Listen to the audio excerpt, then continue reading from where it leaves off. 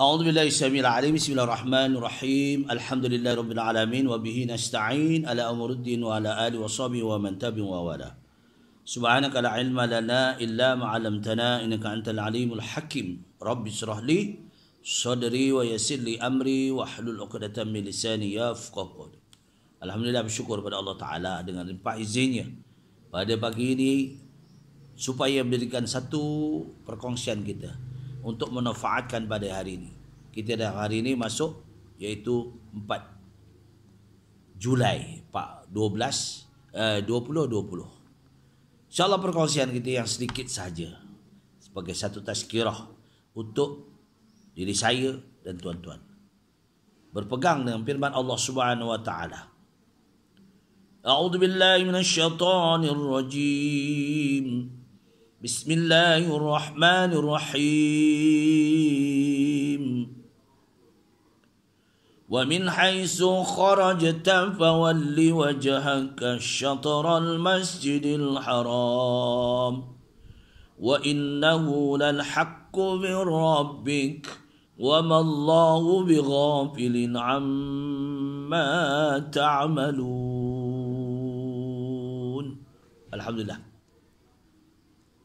Hendaklah hadapkan muka, diri dan perasaan kita, jiwa kita, kiblat yang ditentukan oleh Allah Subhanahu wa taala iaitu Masjidil Haram. Wa innahu lal haqqu min rabbik. Hadapkan diri itu kerana Allah. Kiblat ini penentuan Allah Subhanahu wa taala supaya kita semua umat-umat Islam bersatu padu yang untuk mendirikan di mana juga kita berada. Maka kita hadapkan bukan saja fokus hadapan kita kepada Masjidil Haram, tetapi jiwa raga kita, perasaan kita, ingatan kita, semuanya kerana Allah Ta'ala. Wa innahu lal haqqu bi rabbik. Sungguhnya dengan kebenaran adalah dalam kita menanamkan ibadah kita, solat kita, semua kerana Allah Ta'ala. Wa innahu lal haqqu min rabbik. Wa ma Allahu bighafilin amma ta'malun. Sungguhnya Allah mengetahui apa yang telah kita lakukan. Inilah setakat perkongsian kita yang kita hendakkan. Jadi hari ini kita masih dalam PKPP.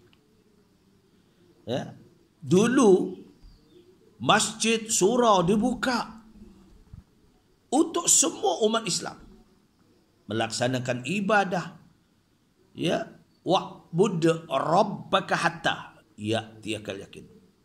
Menghadapkan diri kepada Allah dengan yakin. Hari ini lama juga, dekat 3 bulan tuan-tuan muslimin muslimat tidak dapat mengunjungi masjid untuk solat berjamaah. Bagi mereka yang biasa tak pergi solat berjamaah, itu tak hal dia, tak timbul masalah bagi dia. Tapi motif dia supaya kita sedar, kita insaf. Kerana amalan yang paling digemari oleh baginda Rasulullah sallallahu alaihi wasallam sehingga baginda wafat adalah solat berjamaah. Banyak iktibar pengajarannya.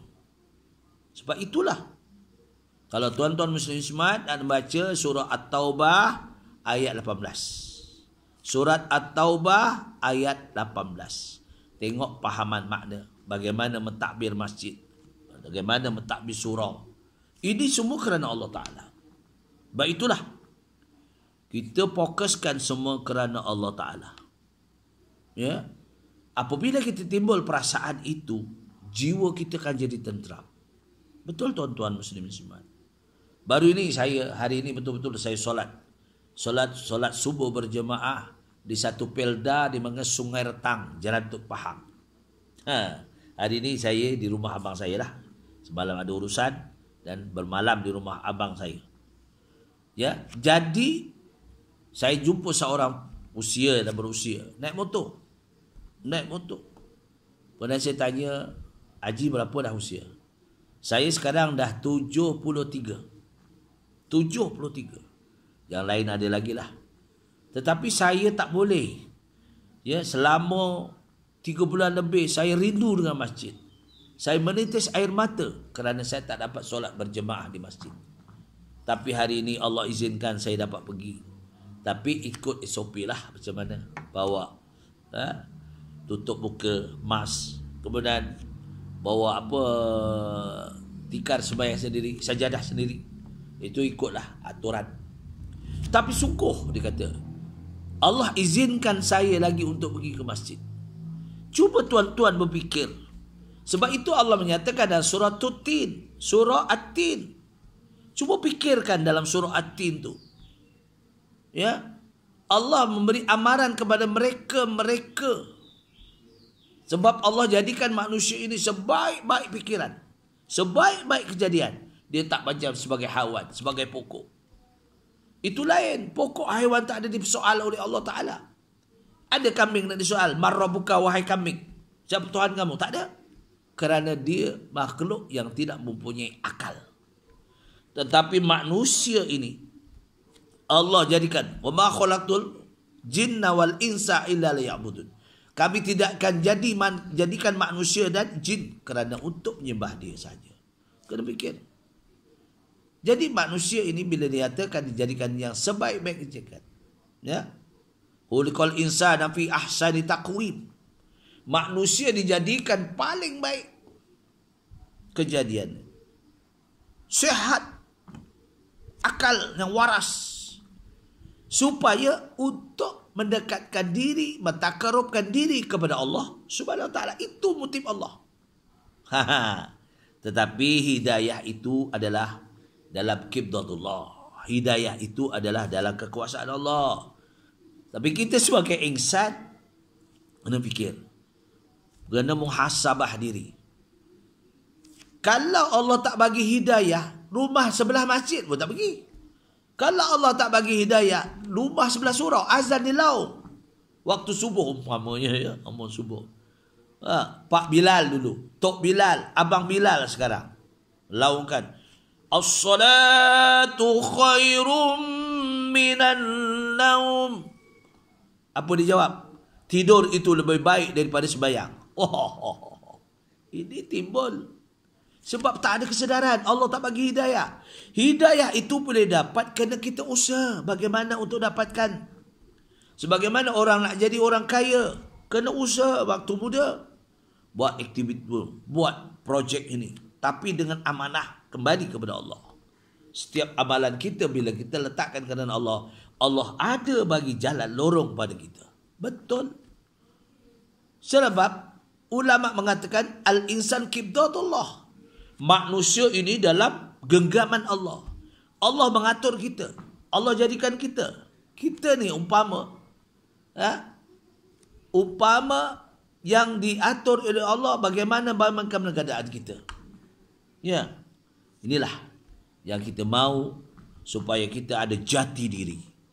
Kita ingatlah bagaimana Rasulullah SAW memperjuangkan agamanya, agama Islam. Ditindas, dihalau. Akhirnya baginda memperjuangkan pertamanya adalah solat berjamaah. Solat berjamaah. Ini yang penting. Tapi hari ini ada kelonggaran sikit demi sikit. Kita berdoa. Selalu kita berdoa. Setiap hari kita berdoa. Rabbana kshif 'anna al-'adaba inna mu'minun. Ya Allah, hapuskan, hindarkan azab, penderitaan kepada orang-orang yang beriman. Ini doa kita. Jadi sebagai insan sama-sama untuk mencari kejalan, untuk mencari kebenaran kehidupan kita kena usaha. Ya tak? Tak kiralah saya, tuan-tuan, ya. Kita lekatkan diri bahawa masjid itulah tempat yang paling penting untuk kita, kena kita cari usaha. Sebab kita didiakan alam yang kedua, alam dunia. Kita akan mengharungi alam yang ketiga, dinamakan alam baqa', alam kematian. Alam baqa', ni alam kematian, alam barzah. Di sana tak tahu berapa lama tahunnya, abad berapa lama akan duduk. sehingga kan timbulnya hari yaumil qiyamah. Ya, yaumil waqi'ah. Ya, timbul yang dia hari kiamat. Sebab itulah kita berusaha. Semasa kita ni masih boleh, kita datangilah masjid. Ya, nyembang kat kedai tu nyembang boleh juga, tapi masjid bila dengar azan kita pergi. Kita bersihkan hati kita, jinakkan hati kita. Ini berbodohkan dengan masjid. Usaha kita. Kerana masjid tu tempat kita, dia tak lari, kita je yang lari. Masjid tak lari, kita yang lari. Masjid kau datang, tak datang sudah. Tapi kita kena cari. Tapi orang yang jiwanya kerana masjid macam mana pun, dia rindu. Bila saya tanya kepada orang yang usia tadi, dia kata, saya boleh kadang-kadang saya pun pening-pening tak pergilah. Tak? Bila saya sihat, saya pergi. Ini pentingnya masjid. Sebab dia rindu sangat. Sama 4 bulan, 3 bulan, tak boleh. Macam kita kerja di masjid tak kisahlah. Ya, tapi kalau masjid dekat dengan rumah kita pun, kalau kita tak ada jawatan di masjid itu, maka kita tak boleh pergi juga. Sama juga. Ya tak? Tengok je lah azan. Sembayanglah di rumah, di keluarga. Tak apa, boleh sembayang berjemaah di rumah. Ya. Sekarang ni, PKPP, sementara pemulihan. Pelan-pelan. Ya. Boleh berjemaah. Hari Jumaat pun Alhamdulillah, dibolehkan untuk solat berjemaah. Tahu dia? Ya. Tapi kalau kita tempat yang kita pergi, macam semalam saya musafir, saya bertolak daripada rumah nak pergi ke Jelantut, saya tolak sebelum subuh. Maka sembayanglah saya di perjalanan. Sebab boleh kita jamak dan qasar. Tapi kalau kita bila azan dilaungkan, maka kita tak boleh dah jamak qasar. Sebab apa? Sebab kita sembayang di tempat kita. Ini peraturan mengikut hukum undang-undang syarak untuk solat berjamaah. Jadilah tuan-tuan muslimin muslimat, supaya kita pegang dia. Aqimus shalah wa atuz zakah warka'u ma'ar raki'in. Dirikanlah sembahyang, keluarkanlah zakat. Rukuklah bersama orang-orang yang rukuk. Maknanya solatlah berjamaah di masjid. Ikut SOP yang ada. Ya, imam dekat, tapi tak ada ikut SOP yang telah dibuat. Di mana-mana masjid saya pergi ikut SOP. Dan kalau mudahnya kita nak pergi di masjid ni, di sini tidak adalah tengok suhu apa, ada seorang dah tahu dah. Tapi kalau di tempat di Kuala Lumpur, kena tengok suhu dulu. Kena datang awal, tengok suhu dulu. Lepas tu tulis nama, tulis nombor telefon, kod apa tu lagi, akan dihubungi semua yang berjemaah pada hari itu, pada waktu itu. Itu untuk keselamatan kita. Sebagai ikhtiar ahli sunnah wal jamaah, kena ikhtiar. Jangan pula marah dia dengan pegawai masjid. Orang macam dia, apalah, tempat lain tak ada. Itu tempat lain. Kita masing-masing ada kuasa untuk menjaga keamanan kita. Kalau berlakulah ada sebab-sebab. Di pasar raya, berkumpul pun, bersembang pun di kedai pun, itu lantak dia. Kita kena usaha, ikut aturan.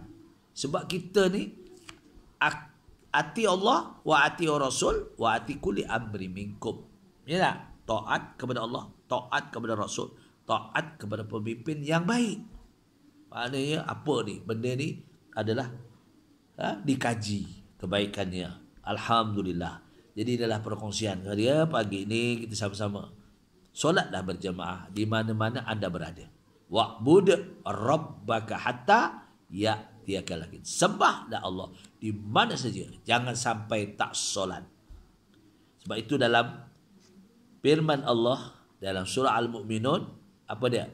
Qad aflahal mu'minun. Sesungguhnya berjaya orang yang beriman itu, alladzina hum lissalatihim khashi'un. Apabila dia sembahyang, dia tak khusyuk. Kalau alladzina hum lissalatihim khashi'un, dia tak khusyuk, dia tak solat sembahyang, dia tak khusyuk, tak apa, usaha dia untuk kita lawan balik. Tapi berbeza dalam surah yang lain. Wailul likulli, apa dia? Surah yang lain. Apa dia surahnya?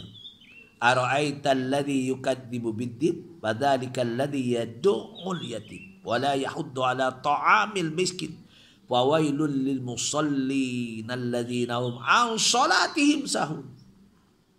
Itu berbeza.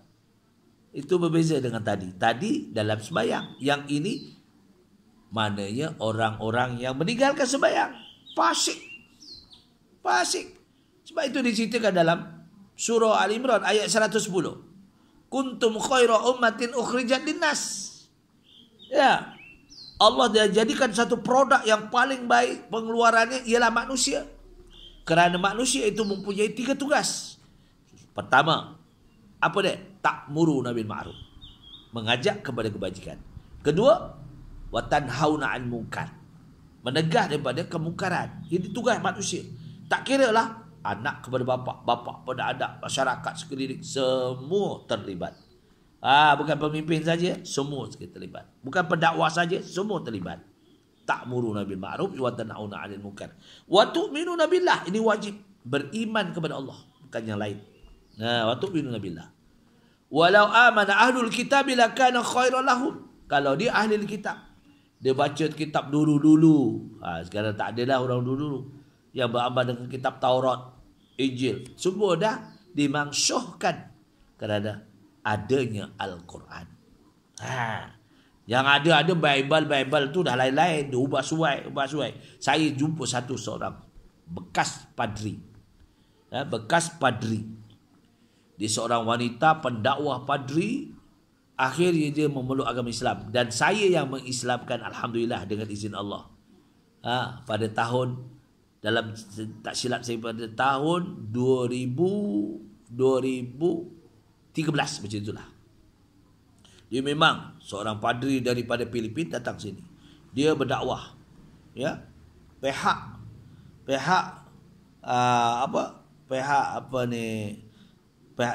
dia jawatan itulah, dia dibagi allowance-nya berdakwah. Akhirnya dia bila baca Bible itu, kemudian dikaji baca Quran, dia tengok tak ada nama kalimah usmuhu Ahmad. Muhammad tu tak ada dalam Bible. Langsung tak ada. Akhirnya dia berfikir, siapakah Muhammad? Dia kaji Quran, Muhammad ini, sifatnya ini, perangainya ini, semua ini. Dia. Sebab Muhammad, laqad ja'akum fi Rasulillah uswatun hasanah. Sesungguhnya seorang rasul yang Allah jadikan contoh yang terbaik. Dia tengok. Akhirnya dia merasa rendah diri. Allah bagi hidayah. Motifnya Allah bagi hidayah. Akhirnya dia memeluk agama Islam. Alhamdulillah. Dia tak mau jadi lagi pendakwah di agama selain pada Islam. Bagus masuk Islam dia pun. Akhirnya dia jadi orang yang khusyuk dan tawaduk dalam ibadah. Ini yang penting. Sebab Allah bagi hidayah. Kita ni lahir Islam, belum tentu dapat hidayah. Betul. Itu adalah Islam. Mak kita Islam, bapa kita Islam.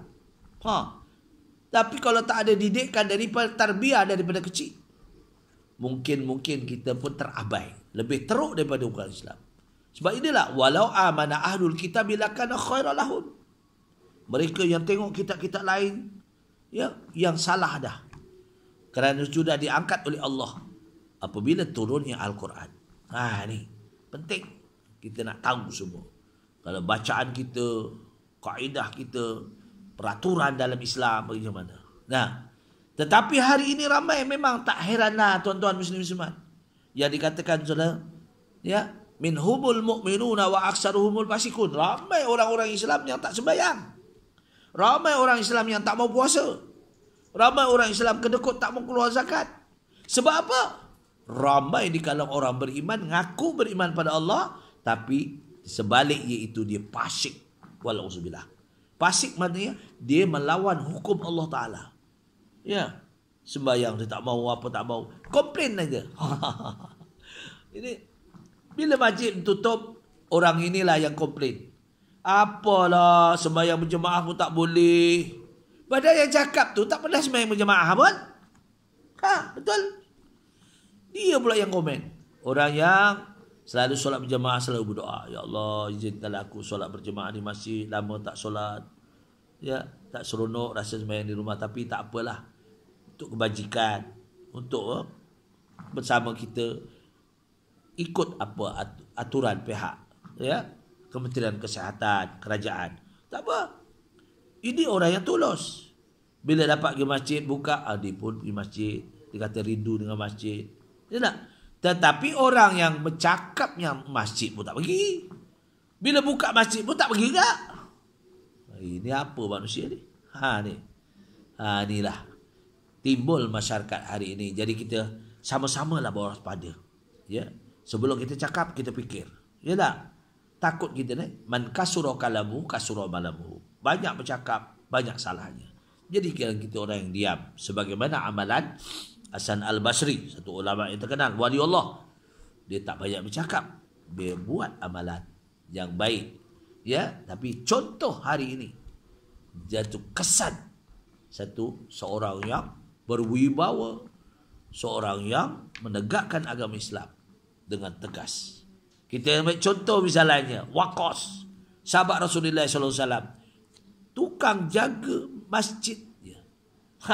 Jadi tok siap masjid, tapi jiwanya tenang, hatinya tenang kerana Allah Ta'ala. Inilah mana dulu ya, minta maaf lah. Sekarang ni imam-imam ada allowance juga. Alhamdulillah. Dulu allowance setahun sekali pun dapat. Itu pun berapa ratus je. Tapi tulusnya orang dulu pergi masjid kerana Allah. Jaga masjid kerana Allah. Pergi azan kerana Allah. Semua kerana Allah. Jadi inilah kita perusian. Mudah-mudahan kita jadikan satu iktibar kita bersama. Masjid itu adalah rumah Allah. Jaga dan kita mentaati apa yang dikehendaki untuk masjid kerana Allah. Setakat itu yang baik semuanya daripada Allah, mana kekurangan, dan saya mohon maghfirah pada Allah dan kemaafan. Tuan-tuan, andainya cakap-cakap saya ini menyakitkan hati, bukanlah niat nak menyakitkan hati, tetapi niat untuk kita muhasabah diri bersama. Masuk saya. Aku liqouli hadza astaghfirullahalazim wa lakum wa billahi wa taufiq wal hidayah. Wassalamualaikum warahmatullahi wabarakatuh.